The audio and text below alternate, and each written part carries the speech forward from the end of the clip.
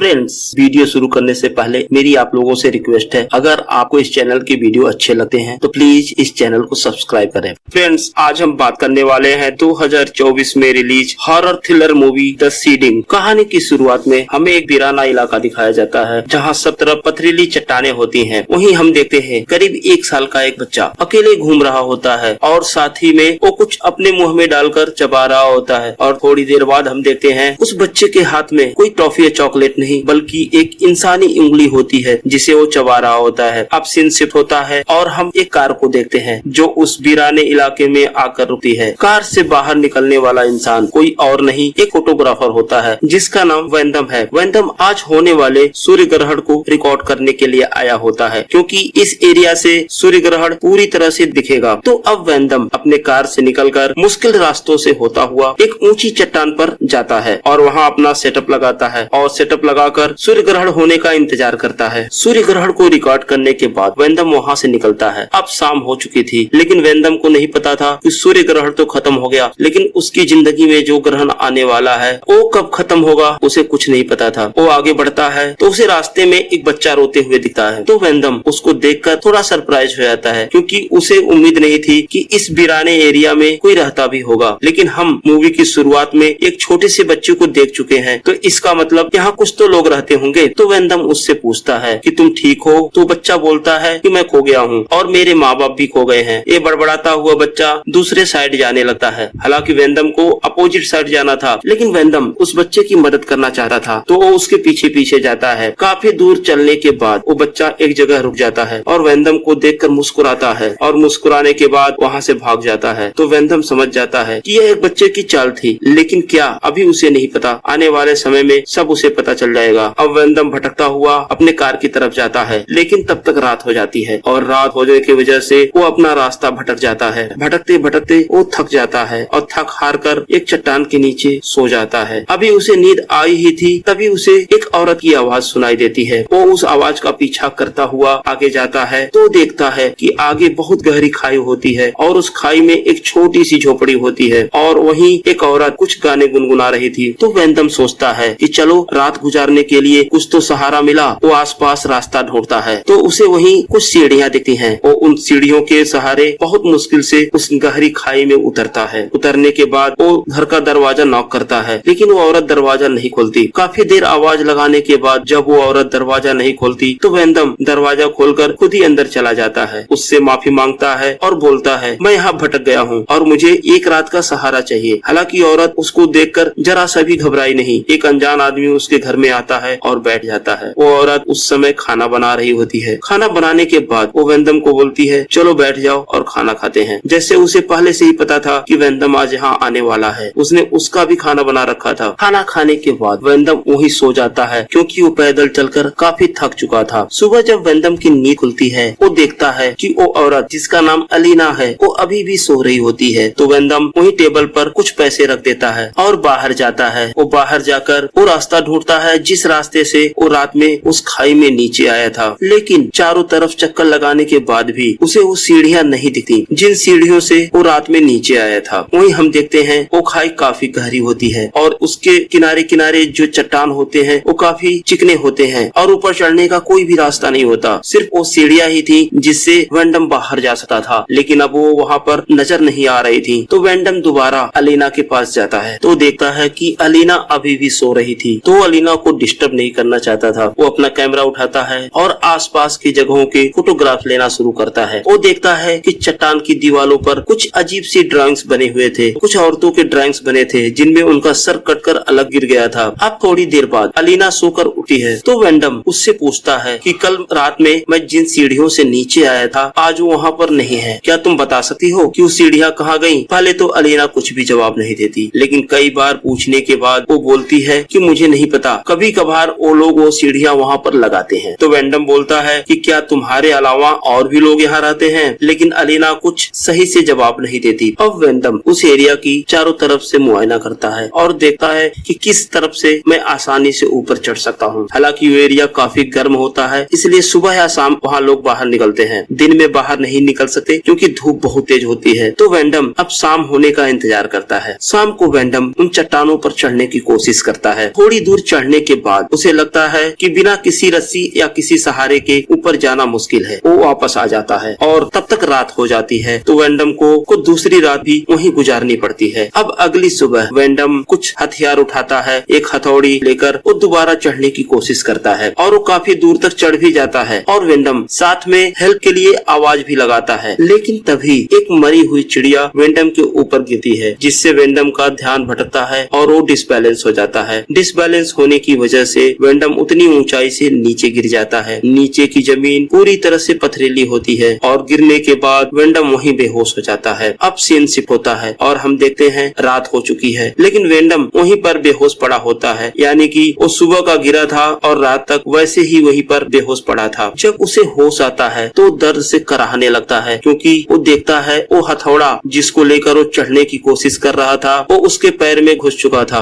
वो दर्द से चिल्ला रहा होता है। तभी वहाँ एलिना आ जाती है। एलिना उसके पैरों से वो हथौड़ा खींचकर बाहर निकालती है और फिर उसके जख्मों पर कपड़े बांध देती है। अब वेंडम कई दिनों तक बिस्तर पर ही पड़ा रहता है, क्योंकि उसके पैरों की चोट काफी गहरी थी। कुछ दिनों बाद जब उसकी चोट कुछ भर जाती है तो बाहर आता है, लगड़ा कर चलता है और अपनी मदद के लिए चिल्लाता है। तो एलिना बाहर आती है। वो उसको बोलती है कि जब तक तुम्हें बाहर जाने का रास्ता नहीं मिलता तब तक मैं तुम्हारी देखभाल करूंगी और तब तक तुम आराम से मेरे साथ यहाँ रह सकते हो। लेकिन वेंडम बोलता है मुझे अपने घर वापस जाना है। अब एलिना वापस घर में चली जाती है, लेकिन वेंडम काफी नाराज होता है। वो वहीं बाहर ही बैठा रहता है। तभी वहाँ ऊंचाई पर दो लड़के आते हैं और वो बोलते हैं कि तुम मदद के लिए आवाज लगा रहे थे। तो वेंडम बोलता है हाँ, मैं नीचे खाई में फंस गया हूँ, क्या तुम मेरी मदद कर सकते हो बाहर निकालने में, या तुम पुलिस को बुला सकते हो? तो लड़का बोलता है हाँ, मेरे पास एक रस्सी है, रुको मैं लेकर आता हूँ। तो वेंडम को एक उम्मीद जगती है। उसे लगता है कि अब मैं यहाँ से बाहर निकल सकता हूँ। थोड़ी देर बाद वो लड़का एक रस्सी लेकर आता है। उसके साथ कुछ और भी लड़के होते हैं और रस्सी को नीचे खाई में गिराते हैं। तो वेंडम रस्सी को अपने कमर से बांध लेता है। वो ऊपर से रस्सी को खींचना शुरू करते हैं। धीरे धीरे वेंडम अब ऊपर जा रहा होता है, लेकिन जब वेंडम लगभग आधे रास्ते पहुंचता है तो लड़के रस्सी खींचना बंद कर देते हैं और वेंडम बीच में लटका होता है। तो वेंडम उनको आवाज लगाता है, बोलता है जल्दी ऊपर खींचो, लेकिन वो लड़के अब रस्सी को इधर उधर घुमाना शुरू कर देते हैं। तो वेंडम इधर उधर घूमने लगता है और उसका शरीर चट्टानों से टकराने लगता है। उसे चोट लगती है। वो चिल्लाता है और मदद के लिए बुलाता है, बोलता है मुझे ऊपर खींचो, लेकिन वो लड़के उसकी बात सुनने को तैयार नहीं। थोड़ी देर बाद वेंडम के सर में चोट लगती है और वेंडम बेहोश हो जाता है। तभी एलिना घर से बाहर आती है और उन लड़कों को डांटती है। तो वो लड़के वेंडम को दोबारा नीचे उतार देते हैं। अब जब वेंडम की आंख खुलती है तो अपने को बिस्तर पे पाता है और रात हो चुकी थी, यानी कि फिर से वेंडम पूरा एक दिन बेहोश पड़ा था। अब वो दर्द से कराह रहा होता है, क्योंकि पहले से उसके पैर में चोट थी, अब उसके शरीर के कई हिस्सों में चोट लग चुकी थी। तो वेंडम एलिना से पूछता है कि ये लड़के कौन है और मुझे क्यों मारना चाहते थे? तो एलिना बोलती है कि ये रेगिस्तान ही उनका घर है और वे यहीं पर रहते हैं। तो वेंडम एलिना से बोलता है कि आखिर वो मुझसे चाहते क्या है? एलिना इसका कुछ भी जवाब नहीं देती। तो वेंडम अब अपने हालात से समझौता कर लेता है। वो वहीं एलिना के साथ चुपचाप रहने लगता है। हम देखते हैं दोनों ब्रेकफास्ट कर रहे होते हैं। तो एलिना बोलती है कि तुम्हारे कपड़े कुछ गंदे हो गए हैं, तुम इन्हें बदल लो और एक दूसरा पहन लो। वो अपने पास से कपड़ा लाकर वेंडम को देती है। अब काफी दिनों से वेंडम एलिना के साथ रहता है। साथ रहते रहते वो दोनों एक दूसरे के करीब आ जाते हैं और अब हस्बैंड वाइफ की तरह रहने लगते हैं। एलिना अब वेंडम का पूरा ख्याल रखती है। वहीं हम देखते हैं वेंडम टाइम पास करने के लिए आसपास की जमीनों में कुछ सब्जियां उगाता है और वे लड़के बीच बीच में घर के जरूरी सामान रस्सी से नीचे लटका देते हैं और ऐसे ही समय गुजरता रहता है। अब एक दिन वेंडम अपने गार्डन में काम कर रहा होता है। उसको जमीन में कुछ चीजें मिलती हैं, एक अंगूठी और एक किसी गाड़ी की चाबी होती है। तो वेंडम समझ जाता है कि इसका मतलब मुझसे पहले भी कुछ लोग यहाँ आ चुके होंगे और शायद मेरी तरह ही यहाँ पर फंसे होंगे। अब रात हो जाती है तो हम देखते हैं वेंडम और एलिना साथ में बैठे होते हैं, बातें करते हैं। तो एलिना बताती है कि वो वेंडम के बच्चे की माँ बनने वाली है। वेंडम ये बात सुनकर थोड़ा नाराज होता है, लेकिन एलिना उसको बोलती है मैं इस बच्चे का देखभाल कर लूंगी। अब सुबह हो जाती है और वेंडम अपने गार्डन में काम करता है। तो वेंडम को एक लड़का दिखता है। वेंडम उससे मदद मांगता है और उसे लालच भी देता है कि अगर वो उसको बाहर निकालेगा तो उस लड़के को लेकर शहर जाएगा। वो लड़का वेंडम की बातें सुनता है। वो बोलता है ठीक है, मैं तुम्हारी मदद के लिए रस्सी लेकर आऊंगा, और ये कहकर वो वहाँ से चला जाता है। अब दोबारा शाम हो जाती है और एलिना और वेंडम बैठकर बातें करते हैं। तो एलिना पूछती है कि तुम उस लड़के से क्या बातें कर रहे थे? तो वेंडम बोलता है कि मैंने उसको बोला है कि मैं उसे शहर ले ले जाऊंगा और उसे पढ़ाऊंगा। रात में दोनों डिनर कर रहे होते हैं तो अलीना वेंडम से पूछती है कि तुम शहर जाने के लिए इतना परेशान क्यों रहते हो, क्या कोई तुम्हारा वहाँ इंतजार कर रहा है? तो वेंडम बोलता है कि मुझे अपनी स्वतंत्रता चाहिए, कहीं भी जाने की, कहीं भी घूमने की और कुछ भी खाने की, जैसे कि मेरा अभी मन चीज बर्गर खाने को कर रहा है। तो अलीना को पता नहीं होता कि ये चीज बर्गर क्या है। एक्चुअली अलीना को बाहर की दुनिया का कुछ भी पता नहीं होता, वो पता नहीं कितने सालों से उसी खाई में रहती है। डिनर खत्म करने के बाद वेंडम अपने कैमरे में खींची गई तस्वीरें अलीना को दिखाता है। अब दोनों सो जाते हैं। दोनों अगली सुबह सोकर उठते हैं तो अलीना बाहर जाती है और जोर से चीखती है। उसकी चीख सुनकर वेंडम भी बाहर भागा जाता है तो देखता है कि जिस लड़के से वेंडम ने कल मदद मांगी थी, आज उसके साथियों ने उसको मारकर और उसकी डेड बॉडी को उस खाई के बीचों बीच रस्सी से बांधकर लटका दिया था। अलीना चीख चीख कर रो रही थी। वो वेंडम को बोलती है कि वो मेरा बेटा था और तुम्हारी वजह से मारा गया। वो एक बड़ा सा लकड़ी का टुकड़ा लेकर आती है और वेंडम के सर पे और उसके शरीर पर वार करने लगती है, जिससे वेंडम वहीं बेहोश हो जाता है। जब उसकी आंख खुलती है तो अपने आप को एक पिंजरे में पाता है और वेंडम को उस पिंजरे में बंद हुए कई महीने बीत जाते हैं। एक दिन उसे उस ऊंचाई पर एक लड़की दिखती है तो वेंडम उससे मदद के लिए आवाज लगाता है। लड़की उसकी आवाज सुन लेती है। वो उसको बोलती है कि मैं थोड़ी देर बाद पुलिस की मदद लेकर आऊंगी और वहाँ से चली जाती है। लेकिन थोड़ी ही देर में वेंडम देखता है कि वो लड़के उस लड़की को पकड़कर वहाँ लाते हैं और वेंडम के सामने ही उसे जान से मार देते हैं। वेंडम की रही सही उम्मीद अब टूट जाती है। वो अलीना से बोलता है कि मैं तुम्हारे साथ रहना चाहता हूँ एक पति की तरह, और इस बच्चे की देखभाल भी मैं करूंगा, और इस कंडीशन में तुम्हें मेरी मदद की जरूरत पड़ेगी और मैं चाहता हूँ कि मैं तुम्हारे कबीले का हिस्सा बन जाऊँ और उन सब लोगों के साथ मिलकर यहाँ एक परिवार की तरह रहूँ। तो अलीना बोलती है कि मुझे अभी तुम्हारी मदद की कोई जरूरत नहीं है, मैं सब कुछ संभाल लूंगी और मैंने पहले भी ऐसी परिस्थितियाँ देखी हैं। और अलीना बोलती है कि जहाँ ये सारे बच्चे मेरे हैं और तुम तो सिर्फ एक बीज हो जो हवा के साथ उड़ता हुआ आकर यहाँ आ गिरा, और मैं चाहती हूँ कि जब मेरे बच्चे का जन्म हो तो तुम यहीं रहो। तो वेंडम बोलता है या तो मुझे आजाद कर दो या तो तुम मुझे मार दो। वो बार बार चिल्लाता है लेकिन अलीना वहाँ से चली जाती है। अब अगले दिन सुबह अलीना दर्द से चिल्लाती है क्योंकि अब वो बच्चे को जन्म देने वाली थी। वो बाहर वेंडम के पास आती है, उसका पिंजरा खोल देती है। वेंडम बाहर आता है, वो उससे मदद मांगती है। हालांकि वेंडम कई महीनों से उस पिंजरे में बंद था तो बाहर निकलने के बाद वो अपने पैरों पर खड़ा भी नहीं हो पा रहा था, लेकिन वो अलीना की मदद करने का फैसला करता है। वो देखता है कि आज वो सीढ़ियाँ वहाँ पे लगी होती हैं जिन सीढ़ियों से वो नीचे आया था, लेकिन वो भागने के बजाय अलीना के साथ होता है। अलीना एक बच्चे को जन्म देती है। अब दोनों काफी खुश होते हैं, अलीना और वेंडम भी। वेंडम बच्चे को गोद लेता है और बोलता है कि तू मेरा बेटा है। और हम देखते हैं वो लड़के उस खाई के चारों तरफ खड़े होते हैं। ये सब वो अपनी आंखों से देख रहे होते हैं। लेकिन थोड़ी देर बाद हम देखते हैं उनमें से एक लड़का वेंडम के पीछे आ रहा होता है तो अलीना बच्चे को अपनी गोद में ले लेती है और जैसे ही वो लड़का वेंडम के पास आता है चाकू से वेंडम का गला काट देता है। वेंडम वहीं गिर जाता है और उसकी मौत हो जाती है। लेकिन उसके मरने से अलीना की जिंदगी में कोई फर्क नहीं पड़ता। वो अपनी लाइफ बिल्कुल नॉर्मल तरीके से जी रही होती है। वो अपने बच्चे का ख्याल रखती है और हम देखते हैं वो वेंडम के सारे सामान को इकट्ठा करके एक बॉक्स में रख देती है। और जब कैमरे का फोकस बाहर जाता है तो हम देखते हैं कि वेंडम की डेड बॉडी वैसी ही उसी जगह पर पड़ी होती है और सड़ रही होती है। तो वेंडम शहर से दूर इस जगह पर सूर्य ग्रहण को रिकॉर्ड करने के लिए आया था, लेकिन सूर्य ग्रहण के बाद उसकी जिंदगी में जो ग्रहण लगा वो उसकी मौत के साथ ही खत्म हुआ। तो फ्रेंड्स, इसी के साथ ये मूवी यहीं पर समाप्त हो जाती है। आप हमें कमेंट सेक्शन में जरूर बताएं आपको ये मूवी कैसी लगी, और अगर अभी तक आपने मेरे चैनल को सब्सक्राइब नहीं किया है तो प्लीज सब्सक्राइब करें। धन्यवाद।